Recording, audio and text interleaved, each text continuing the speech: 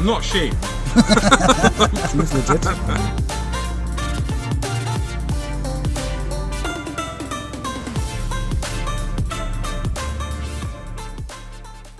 Welcome back to the channel. In the last video, we bought the mighty 1600cc Peugeot 206, did the bare basics to get it to at least pretending it was reliable, and went racing in a haggard 6-hour endurance race called the Gumbakan Grand Prix. For those who haven't watched it, we finished the race with only a few technical hiccups, although did place very low and were not competitive whatsoever. So we decided to try again, but this time with a bit more prep work and the goal of placing at least in the top half of the grid.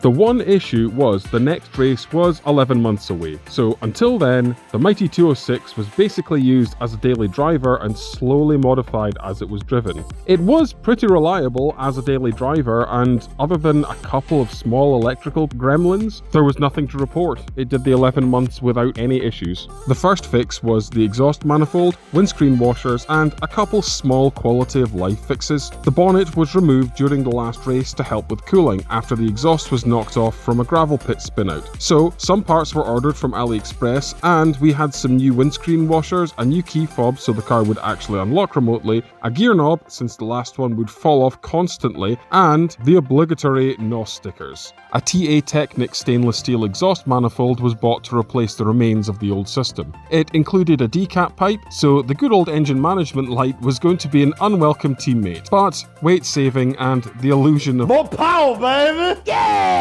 Do it, me! More power, baby! The exhaust manifold was a much bigger job than expected, since we had to remove the power steering pump and a bunch of tensioner mounting brackets to even get access to it. Also, the manifold itself turned out to be much lower quality than expected. There were welds inside the threaded holes for the lambda sensor, so they had to get tapped out. Also, how does real stainless steel rust? Even so, we got it fitted and it made the engine bay look so much nicer. It also bolted up to the original exhaust, so it sounded mostly like a normal car again. The next task was the clutch, which was an absolute pig of a job. I really didn't want to change it because French cars have a tendency to be horrible to do major jobs on, but the clutch release bearing was screaming, so it had to be done. The swap was supposed to take 6 to 8 hours, so after starting on Friday night, of course, I found myself still working with a half disassembled car on Monday morning. The killer were the control arms, since the ball joints not only did not go in straight, they would go all the way through the mounting point. It was a nightmare of trying to get them lined up and fitted while the control arm was also under tension. There was another casualty with this job, since we tore through one of the engine mounts when lifting up the engine to get access. That added another job to add to the never-ending list, but alas, after far too much effort, the clutch was done. It was a good thing too, since this was the state of the old clutch and the release bearing.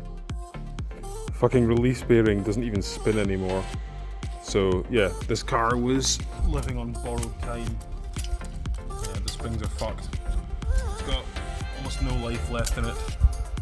Next up was the suspension. We got another offering from TA Technics, and they were not the easiest things to fit, with once again the horrible control arm design on the 206. But we got there in the end. We also changed the anti-roll bar bushes, drop links, and control arm bushes in the hope that it would improve that wonderful French body roll. For the wheels and tyres, we got some old Peugeot 406 Steelies, cleaned them up with a wire brush, applied some black fence paint, and fitted some Nankang NS2Rs, which made them look really cool.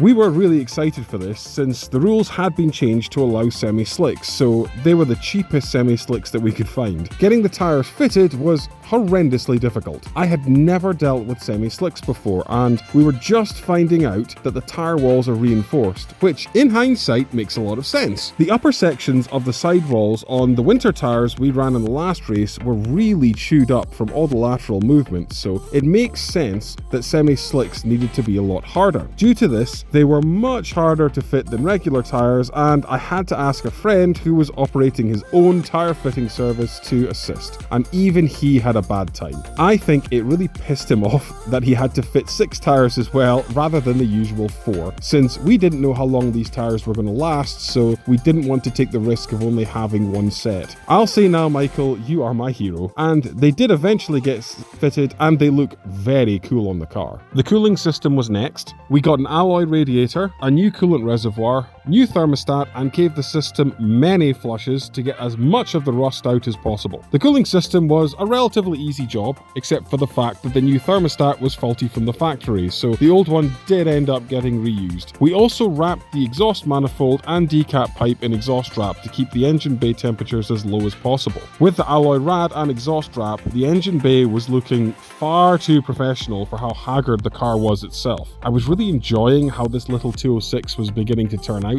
The brakes got bled, and to be honest, that was it for the braking system. They performed so great last time, and they were still in really good condition. Plus, we still had a spare set of discs and pads for the front, and the original set for the rears, so we had no fear there would be any problems this time around. The last racing mod came in the form of a used exhaust back box. It was incredibly bad, but was completely necessary since the original one had fallen apart. This new exhaust was bought off eBay for £16.13, with me, surprisingly, being the only bidder. This is what it looked like when it arrived. Nastiest exhaust I've ever seen. It's got the one big dent in it.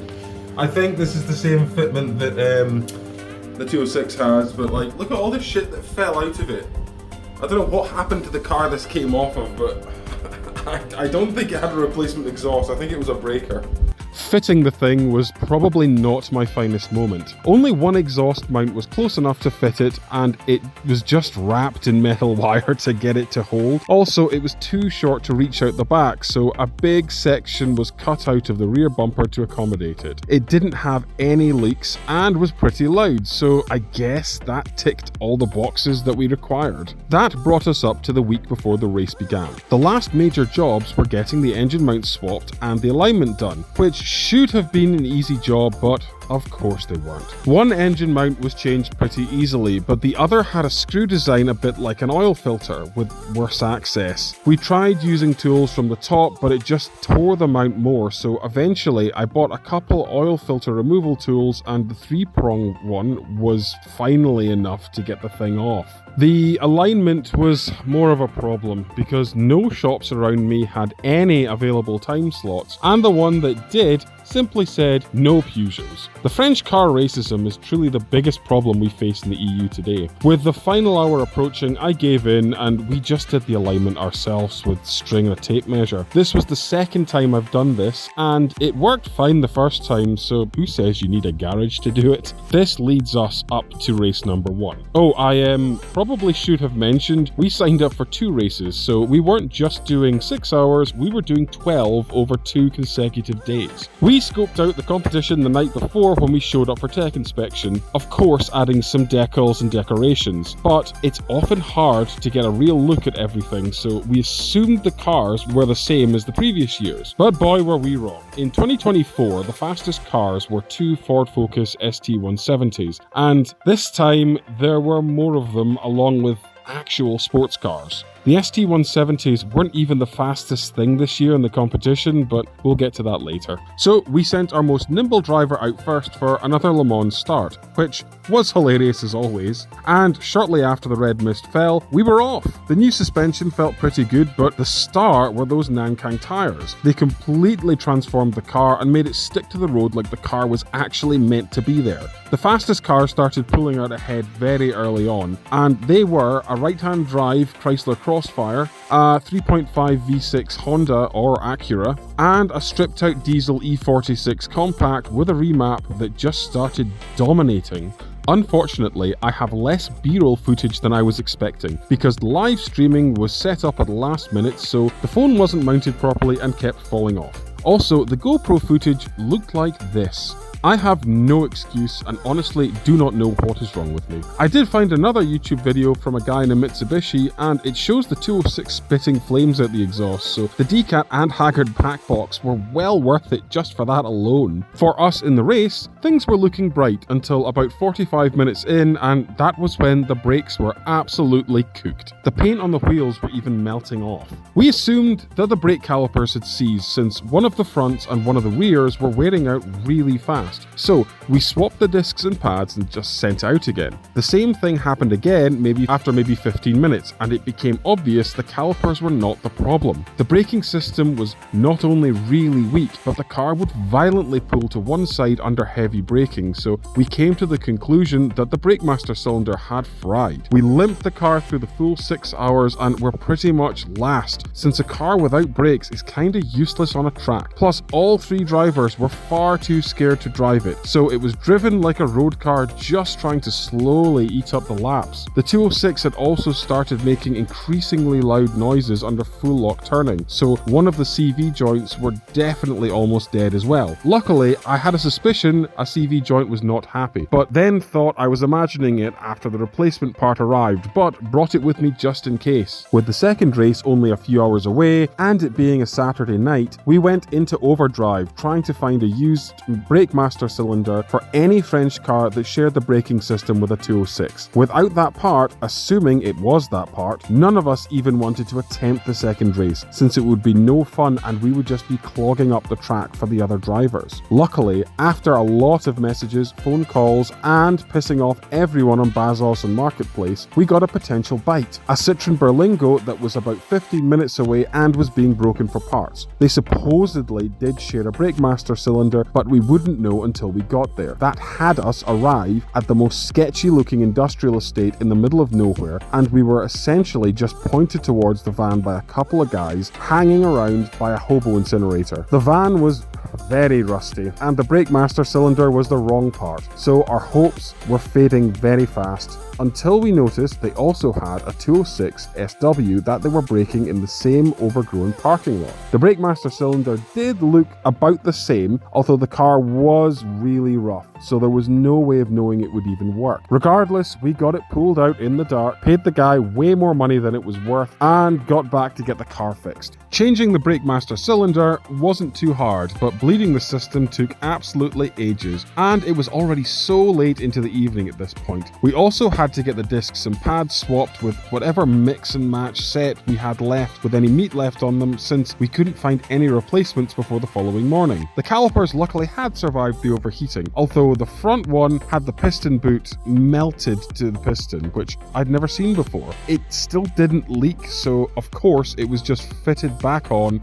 after a cleanup. The CV joint was also changed, but since I was so used to Volkswagen, Audi Group cars and BMWs, I had completely forgotten that the drive shaft was not bolted to the gearbox, and it was impossible to get the CV joint swapped without most of the gearbox oil just draining out. By the time I'd realised my mistake, enough fluid had been lost that we also needed to source more gearbox oil. The night was getting longer and longer. Amazingly, just before midnight, the car was running with the new CV joint fitted and the brakes, so after a quick full send up and down an empty car park, it was determined that we had no other choice but to assume it was fixed and go to bed. The next day, our repaired Chariot emerged in its final form. While I was getting all the mechanical work done, someone else had been fitting a spoiler and had even used bottle caps from beer bottles to mount it, so now we had a look that would blend in with the other Gumbalkan cars. Unfortunately, strike 2, there is also far less footage than I would have liked, because TikTok is absolutely awful at live streaming. This time around, the phone was mounted properly, so there was no problem on our end, but the downloaded footage would play maybe 10 seconds and then skip. The worst part was, I assumed since the live stream feed looked pretty good on the day, I didn't need other cameras, so just another example of not putting all your eggs in one basket. Although now I am literally a professional live streamer, since I made a cool 8 cents, and with the definition of being a professional is being paid for something something. I guess we've hit the big time now, boys. It had been raining overnight, so the track was damp and none of the cars could really go full send since it was so cold. The track was simply not drying out, although the tires were still doing their job well and the brakes were actually working flawlessly now, so we were able to stick to around the middle of the grid. The 206 just kept eating up laps without fault, and really for the first time in 2 days, things were going as planned. There even weren't any crashes because everyone was driving so much more defensively in the wet. The previous day there had been a rollover and another slightly nastier crash that we got a picture of. As the track did dry out, we were able to push the car a bit more, but so was everyone else. There were a lot more red flags from the spins and crashes, but the little 206 soldiered on, mostly happy. Around the 5th hour, there was a pretty horrendous misfire, and during a red flag, we pitted and took a look under the bonnet. The engine temperatures had started to climb a bit, and the coil packs seemed to be overheating. The plastic covers were then removed to try and attempt some sort of better cooling, and the car was sent out for the last leg as the red flag was lifted. This seemed to help a bit, but the temperature was still rising, and although we only had 30 minutes left, so with the options being take it easy or send it, the 206 was fully sent. The track had finally started to dry up by this point, so the tires were nice and sticky as well. It was still running a bit rough, but it held up past the checkered flag, and we rolled into the pits, placing smack bang in the middle of the grid. So after a triumphant performance that allows us to finally say we are an average race team, what did we learn? Semi-slicks are fantastic, and I don't think we can go back to standard road tires on a track. They also lasted much longer than I was expecting, so they are probably cheaper in the long run as well. Cheap exhaust wrap does not hold up long. The wrap we used had completely disintegrated after the second race. That might have contributed to the rise in engine bay temperatures as well. You can never get enough engine bay cooling. I was told it is also a common problem with BMWs killing coil packs, so it's not just a Peugeot thing. We really need to carry more spare braking parts. Towards the end of the second race, I could feel a bit of uneven braking, so the replacement used Brakemaster cylinder was already on its way out. Speaking for myself, I need some racing training. I think a course with some professional sitting in the passenger seat shouting at me when to brake, turn in, and what I am doing wrong would make a world of difference to my lap times. Finally, I think it's time to upgrade to a faster car. 110 horsepower is fine to get you started, but I think either something rear-wheel drive or lightweight and in the 180 to 200 horsepower range would be the perfect next step. If you liked this video, give me a like and subscribe, and if you didn't like it, I hope you get well soon. Until the next one, goodbye.